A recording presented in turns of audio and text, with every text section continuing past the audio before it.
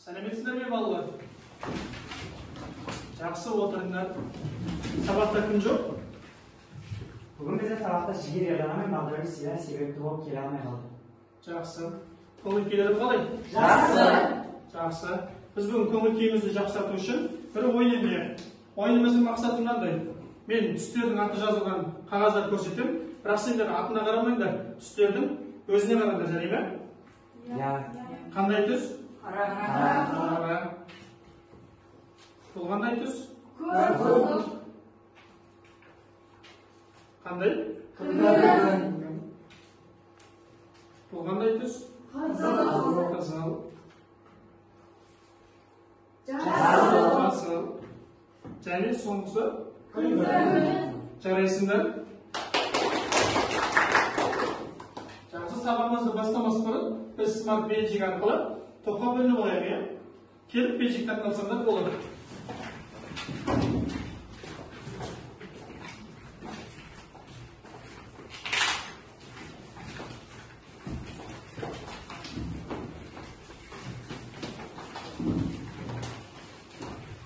Жақсы, топтарға бөлініп отырыңдар. Біз сабағымызды бастамас бұрын алдыңғы білімімізді қайталап алайық. Сол мақсатта мына сұрақтарға жауап берейік. Бірінші сұрағымыз, жұмыс істегенді қалай түсінесіңдер? Жаңа айтамын. Адам өзінің өмірінде әртүрлі әрекеттер жасайды.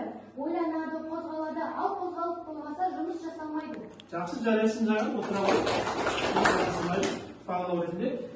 Келесі сұрағымыз, күнделікті тұрмыста қандай жұмыстар атқарасыңдар? Кім жауап береді? Алина жауап бере ғой. Біздің айналамыздағы жұмыстардың бәрі механикалық жұмыстар жатады. Сол сияқты біздің жүріс-тұрысымыздың өзі механикалық жұмыстарға жатады. Жақсы, жарайсың. Келесі сұрағымыз, жұмыс істеу үшін күштің қандай қажеті бар? Назарке жауап бере ғой. Егер күш атқарылмаса, жұмыс жасалмайды. Себебі жұмыс пен күш тура пропорционал. Жақсы, келесі сұрағымыз, энергия дегенді қалай түсінесіңдер? Кім жауап береді? Соңғы айта ғой. Егер дене жұмыс жасауға қабілетті болса, онда оның энергиясы бар деп, сонымен қатар энергия күрделі ұғым болып табылады. Жақсы, жарайсың. Келесі сұрағымыз, адам энергияны қайдан алады деп ойлайсыңдар? Ирен жауап бере ғой. Біз энергияны күннен аламыз, және де өзіміз күніге тұтынып жүрген тағамдардан, және де өзіміздің айналадағы табиғаттан аламыз. Жақсы, отыра ғой. Келесі сұрағымыз, энергияны қандай түрден білесіңдер? Кім жауап береді? Мақал айта ғой. Энергияның түрлері өте көп. Мысалы, жел энергиясы, күн энергиясы, отын энергиясы және тірі ағзаның ішіндегі энергиясы болады. Жақсы, айтып отыра ғой. Келесі, жұмыс пен энергияның байланысы қандай мысалдар келтіріп көрсетуге болады? Бекнұр айта ғой. Жұмыс пен энергия өзара өте тығыз байланысты. Сол себепті олар ылғи да бірге жүреді. Мысалы, біз электр энергиясы арқылы электрмен жұмыс істейтін құралдарды қолдана аламыз. Жақсы, және біз алдыңғы бөлімді қайталау мақсатында нені қайталадық? Энергия. Тағы нені? Энергияның түрлері. Жақсы. Бүгінгі тақырыбымызды сол энергияның мақсатында энергияның кинетикалық және потенциалды энергияға бөлінуін қарастыратын боламыз. Бүгінгі біздің оқу мақсатымыз механикалық энергияның екі түрін ажырату, кинетикалық және потенциалды энергияның формуласын есептеп шығаруды қолдану. Сабақтағы мақсатымыз қандай? Кинетикалық және потенциалды энергияның түрлерін, теңгелерін түрлендіре алуымыз керек. Кинетикалық және потенциалды энергия формуласын есептеп шығаруды қолдануымыз керек. Жақсы. Енді біз осы тақырыпқа байланысты видео ролигімізді тамашалайық.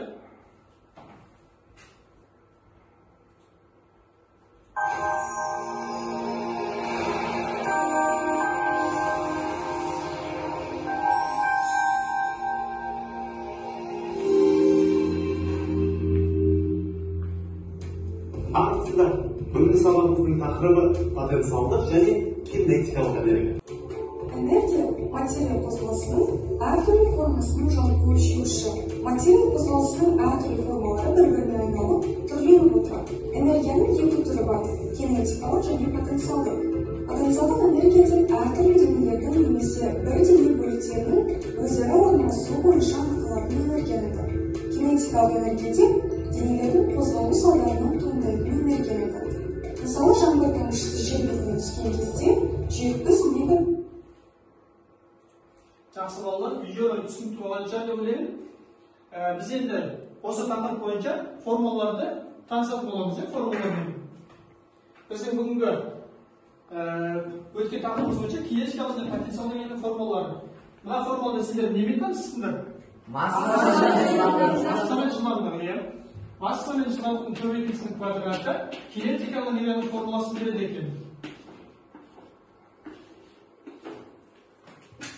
Және қандай формамен танысыңдар мына жерде? Жақсы. Бұл формула потенциалдық энергияның формуласын береді екен. Масса, еркін түйісу үдеуі және биіктіктің көбейтіндісі потенциалдық энергияның формуласын береді екен. Және мына формуланы немен танысыңдар? Дұрыс айтасыңдар. Көз ағымдағы K2. Бұл дегеніміз серпілі потенциалдық энергиясының формуласы. Және мұнамен не көріп тұрсыңдар? Екі энергияның қосындысы толық энергияны береді екен, ішкі энергияны.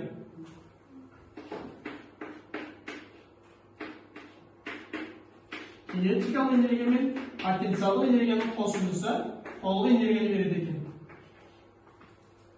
Жақсы балалар, бізде бүгін сабақ барысындағы сұрақтарға жауап беретін боласыңдар және дұрыс формуланы қолданып есептер шығаруды шығара алатын боласыңдар. Және сол есептерді тақтадағы жауаптармен сәйкестендіретін болыңдар. Жақсы ма? Жақсы. Біз енді осы формулаларды сендердің қаншалықты білгендеріңді тексеру мақсатында көршімен ақылдас тапсырмасын орындайтын боламыз. Мен сендерге жүк бойынша тапсырма беремін. Бірінші жүкті Жахан мен Назерге сендерге есеп шығаратын боласыңдар. Екінші жүк Ерен мен Базарбай сендерге есеп шығаратын боласыңдар. Үшінші жүк Малика мен Мақпал. Төртінші жүк Бекнұр мен Аязан. Бесінші жүк Жаңар мен Сұңғылар. Алтыншы жүк Алинұр мен Зерде. Сендер қазір осы мен көрсеткен формулаларды пайдаланып, осы есепті шығаратын боласыңдар. Жақсы ма? Жақсы.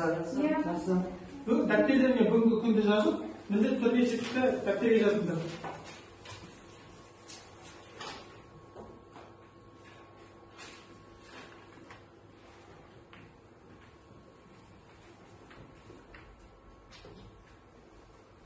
Дұрыс жасап жатса, потенциал энергиямен жұмысты теңестіруге болады.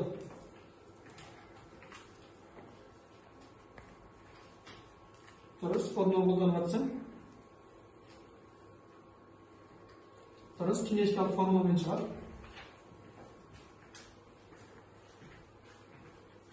Онда сендер шығарған есептердің дұрыс және қате екендігімізді тексеру үшін Лёнинас бағдарламасы арқылы тексеретін боламыз. Кім бітті?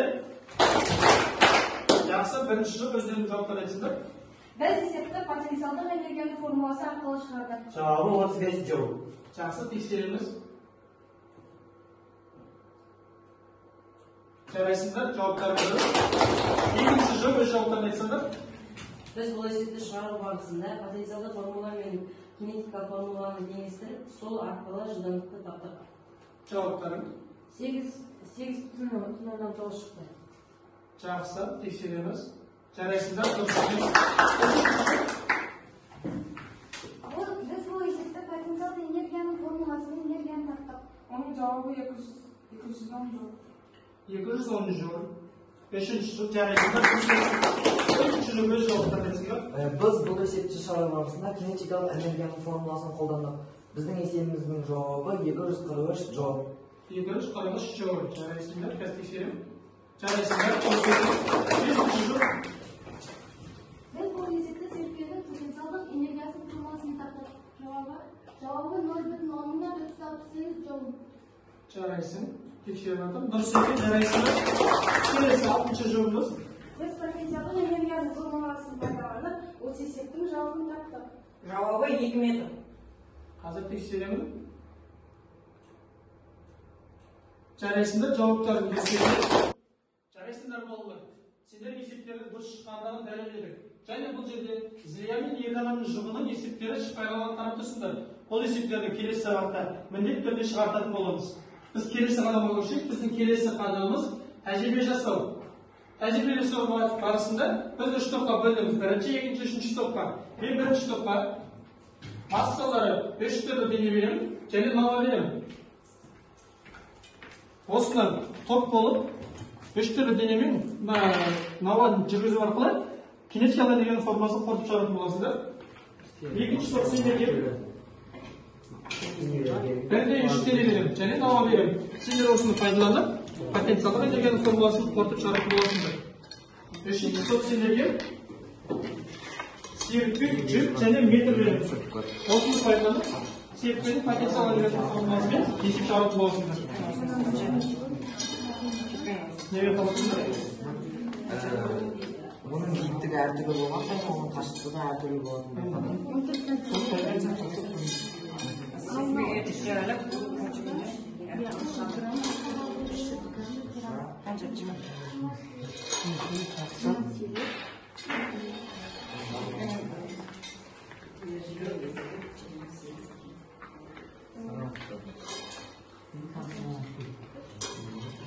Жұмыс түсінікті ме болды?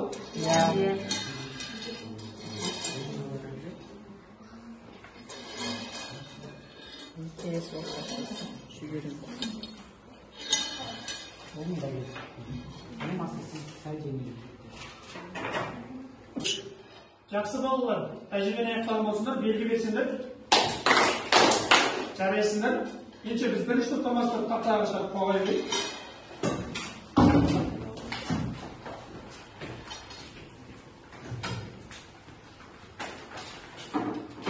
Bizde massalары әртүрлі денелер берілген. Біз оларды бірдей биіктікте сырғанатып көрдік. Және де олардың әрқайсысы біреуі ұзақ жылдамдықта, ал біреуі қысқа жылдамдықта жүрді. Және де әрбір жерге барып тұрды. Бұл бізге кинетикалық энергия екенін түсіндік. Дененің массасы сол дененің энергиясына тура пропорционал болып саналады. Себебі біз бұны тәжірибе барысында түсіндік. Жақсы, жарайсыңдар. Отыра қойыңдар. Келесі топ. Жарайсыңдар. Келесі топ. Қорғай беріңдер. Біз бұл тәжірибе барысында бірдей денені 3 түрлі биіктіктен сырғанатқан болатынбыз. Олардың әрқайсысының барған қашықтығы өзгеше болды. Бізде шыққан қорытынды дененің биіктігі потенциалды энергияға тура пропорционал. Ал соны біз осы тәжірибе барысында дәлелдедік. Тәжірибе барысында біз металл шарларды 3 түрлі биіктіктен домалаттық. Сол 3 түрлі биіктіктегі ең биіктен домалаған шардың қашықтығы ең алысқа барған, ал орташасы орташа, ең кішісі кіші қашықтыққа барды. Жақсы, жарайсыңдар, орталығында. Келесі топ. Жарайсыңдар.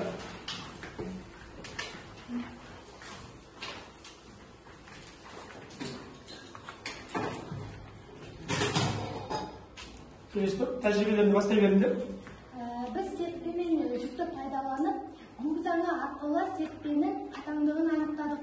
Біз серіппенің қатаңдығын табу арқылы серіппенің ұзаруы мен қатаңдығын формула қойып, серіппенің потенциалдық энергиясын таптық және соған қатысты қорытынды жасадық. Жақсы, жарайсыңдар.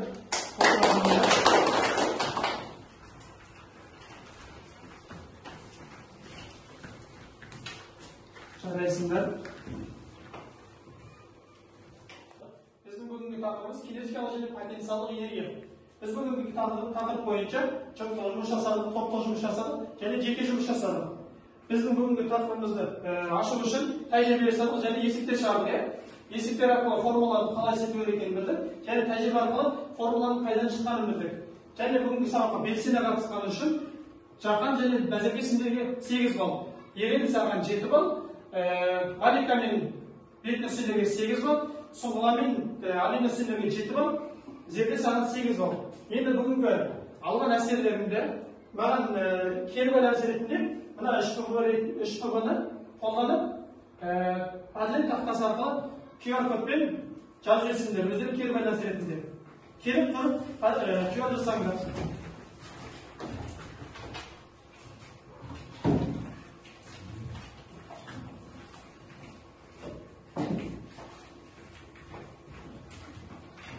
Жақсы.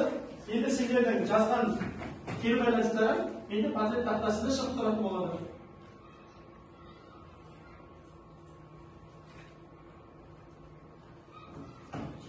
Міне 3 бала жазды, тағы да жазыңдар, толық сызып жазып отырсыңдар.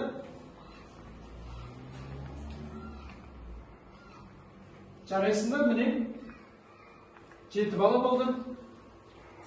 Тағы да жазыңдар.